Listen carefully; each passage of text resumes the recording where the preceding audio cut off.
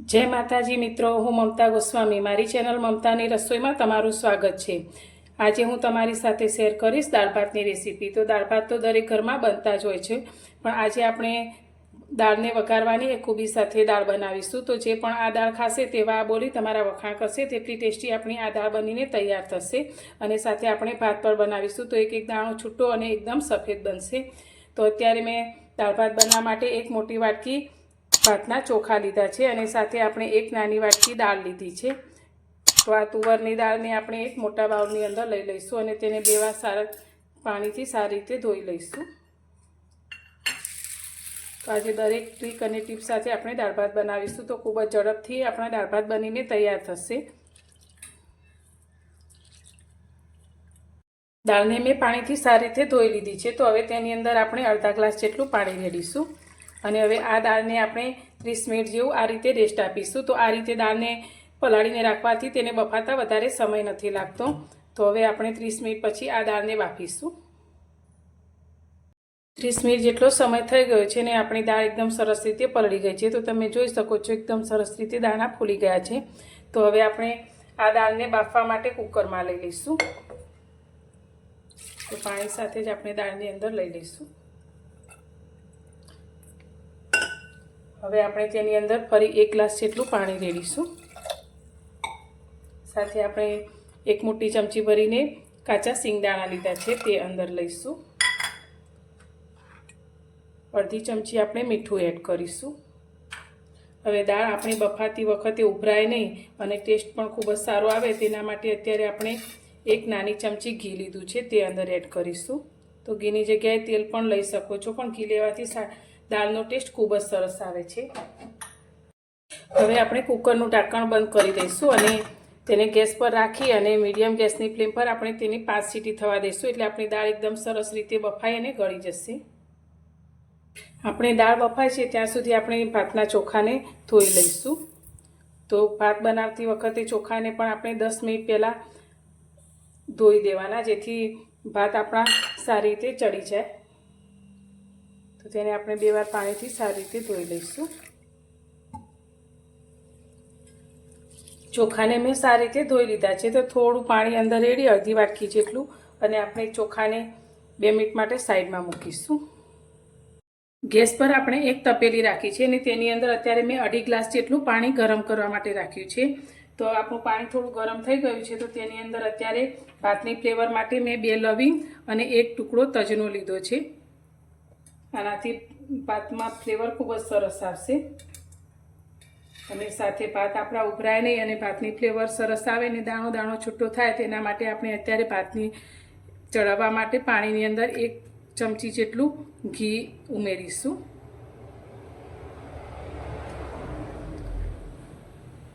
હવે પાણીને આપણે સારી રીતે ગરમ થવા દઈશું। પાણી આપણું સારી રીતે ઉકળવા લાગ્યું છે। તો અત્યારે અડધી ચમચી આપણે મીઠું એડ કરીશું। તમે ભાતમાં મીઠું ના નાખતા હોય તો સ્કીપ કરી શકો છો।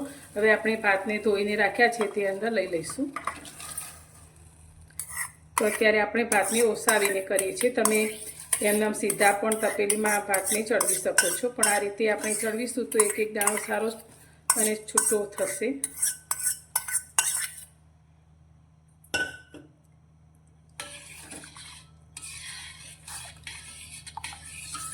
હવે આપણે ગેસની ફ્લેમ હાઈ કરી અને ભાતને થવા દઈશું અને વચ્ચે જો ઉભરો આવા થાય એટલે થોડી વાર માટે ગેસને આપણે ધીમો કરીશું।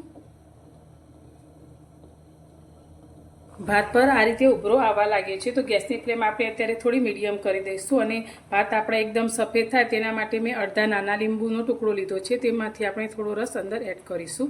તો આમાં ભાતમાં ખટાશ બિલકુલ નહીં આવે, પણ આપણા ભાત એકદમ સરસ રીતે સફેદ થશે। ભાતને ચડતા લગભગ 6 થી 7 મિનિટ જેટલો સમય થયો છે। હવે આપણે ભાતને જોઈ લઈએ। તો આ રીતે આપણે ચમચામાં દાણાને લઈને જોઈએ તો ભાત આપણા સારી રીતે ચડી ગયા છે। તો હવે ગેસની ફ્લેમ આપણે બંધ કરી દઈશું અને ભાતની અંદર અત્યારે થોડું પાણી છે, તો હવે તેને કાઢી લઈશું। ભાતમાંથી મેં પાણી કાઢી લીધું છે। તો તમે જોઈ શકો છો એકદમ સફેદ અને છૂટા છૂટા આપણા ભાત બનીને તૈયાર થયા છે। હવે આપણે આ જે પાણી વધ્યું છે તે પાણીનો ઉપયોગ આપણે આગળ કરીશું અને ફેંકવાનું નથી। હવે આપણે દાળના કુકરને જોઈ લઈએ તો હવા રિલીઝ થઈ ગઈ છે અને કુકર પણ ઠંડુ થઈ ગયું છે। તો હવે આપણે કુકરનું ઢાંકણ ખોલી લઈએ તો દાળ આપણી એકદમ સરસ રીતે બફાઈ અને એકરસ થઈ ગઈ છે। તો તમે જોઈ શકો છો એકદમ સરસ રીતે આપણે પહેલેથી પલાળીને બાફેલી એટલે એકદમ સરસ રીતે ગળી ગઈ છે। તો તેને આપણે આ રીતે થોડીક વલોવી લઈશું। હવે આની અંદર અત્યારે આપણે બિલકુલ પાણી ઉમેરવાનું નથી। દાળનો વઘાર કરવા માટે અત્યારે મેં કુકરમાં 2 ચમચી જેટલું તેલ ગરમ કરવા માટે રાખ્યું છે। તો તેલ આપણું સારી રીતે ગરમ થઈ જાય એટલે તેની અંદર આપણે થોડી રાઈ એડ કરીશું। ગેસની ફ્લેમ અત્યારે આપણે એકદમ ધીમી રાખીશું। સાથે આપણે અડધી ચમચી મેથીના દાણા લીધા છે તે અંદર એડ કરીશું। આનાથી દાળની ફ્લેવર ખૂબ જ સરસ આવે છે। સાથે આપણે અડધી ચમચી જીરું એડ કરીશું, થોડી હિંગ એડ કરીશું, મીઠી લીમડીના પાન લીધા છે અને સાથે એક ટામેટાની ઝીણું સમારીને લીધું છે। એ બધી જ વસ્તુને આપણે સારી રીતે સાંતળી લઈશું।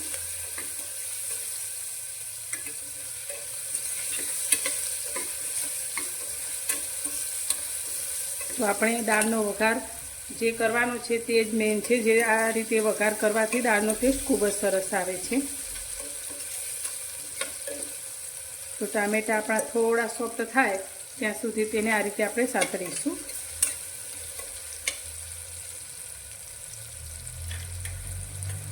ટામેટાં આપણા થોડા સંતળાઈ જાય એટલે અત્યારે આપણે તેની અંદર પાણી એડ કરવાનું છે। આપણે અત્યારે દાળ અંદર એડ નથી કરવાની। તો જે રીતે આપણે દાળને જાડી પાતળી કરવાની હોય તે પ્રમાણે આપણે પાણી રેડીશું। તો અત્યારે આપણે 2 ગ્લાસ જેટલું પાણી એડ કરીશું।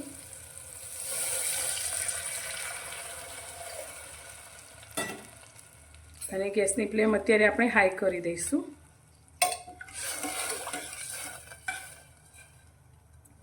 હવે આપણે પાણીની અંદર જ મસાલા કરવાના છે। તો અત્યારે મેં 2 લીલા મરચાં અને નાનો એક ટુકડો આદુનો આ રીતે ઝીણું ક્રશ કરી લીધું છે તે અંદર એડ કરીશું।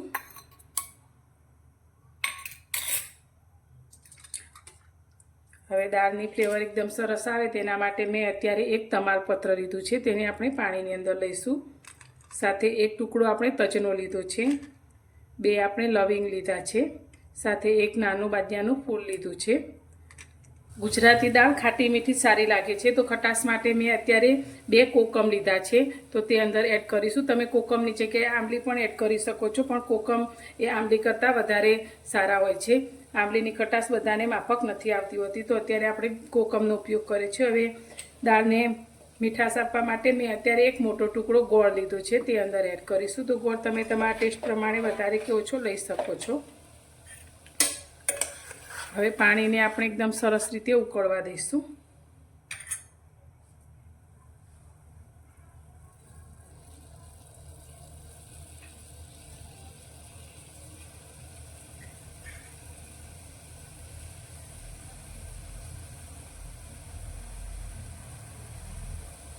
પાણી આપણું એકદમ સરસ રીતે ઉકળવા લાગ્યું છે। તો હવે આપણે જે ભાતને ઓસાવીને જે પાણી વધેલું હતું તે પાણીનો ઉપયોગ આપણે આ દાળને ઘટ કરવા માટે કરી લઈશું।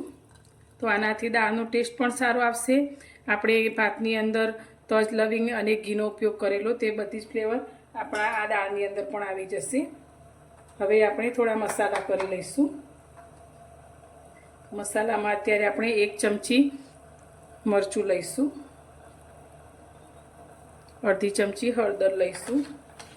દાળ બાફતી વખતે આપણે મીઠું એડ કરેલું છે અને ભાતના પાણીમાં પણ થોડો મીઠાનો ભાગ હતો, તો તે પ્રમાણે અત્યારે આપણે નાની અડધી ચમચી જેટલું મીઠું એડ કરીશું।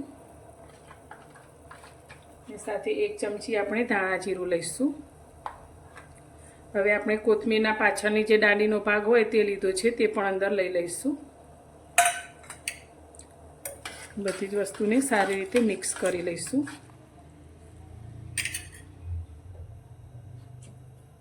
હવે આ બધું જ પાણી આપણું સારી રીતે ઉકળવા લાગ્યું છે। તો હવે પાણી ઉકળી ગયા પછી જ આપણે જે દાળને બાફીને રાખી છે તેને અંદર લઈ લઈશું। હવે સારી રીતે બધી જ વસ્તુને મિક્સ કરી લઈશું। તો અત્યારે દાળ આપણી આ રીતે થોડી આપણને પાતળી લાગે છે, પણ આ દાળને હવે આપણે 10 થી 12 મિનિટ ધીમા ગેસ પર ઉકાળવાની છે। જેમ જેમ દાળ આપણી ઉકળશે તેમ તે ઘટ થશે। તો હવે તેને આપણે સારી રીતે ઉકળવા દઈશું। તો 10 મિનિટ જેટલો સમય થઈ ગયો છે અને દાળ આપણી સરસ રીતે ઉકળી અને આ રીતે ઘટ થઈ ગઈ છે અને જેમ જેમ તે થોડી ઠંડી થશે તેમ વધુ ઘટ થશે. તો તમારે જે રીતે દાળ જાડી પાતળી જોઈતી હોય તે રીતે તમે તેને ઉકાળી અને કરી શકો છો. તો તમે જોઈ શકો છો એકદમ સરસ સુગંધ સાથે આપણી દાળ બનીને તૈયાર છે. તો હવે ઉપરથી આપણે થોડી કોથમીર લઈ લઈશું અને ગેસની ફ્લેમ બંધ કરી દઈશું. તમે કોકમ અંદર એડ ના કરવા હોય તો ગેસ બંધ કર્યા પછી દાળમાં લીંબુનો રસ એડ કરી શકો છો ખટાશ માટે. તો તૈયાર છે આપણી ખાટી મીઠી ગુજરાતી દાળ. તો તમે રોજ બનાવીને ખાઓ તેવી એકદમ ટેસ્ટી આપણી દાળ બનીને તૈયાર છે. તો તમને મારી આ દાળ ભાત બનાવવાની રેસીપી કેવી લાગી? જો પસંદ આવી હોય તો વિડીયોને લાઇક કરજો, શેર કરજો અને ચેનલ પર નવા છો તો ચેનલને સબસ્ક્રાઈબ કરવાનું બિલકુલ ભૂલતા નહીં. તો ફરી મળીશું એક નવી જ રેસીપી સાથે નવા વિડીયોમાં.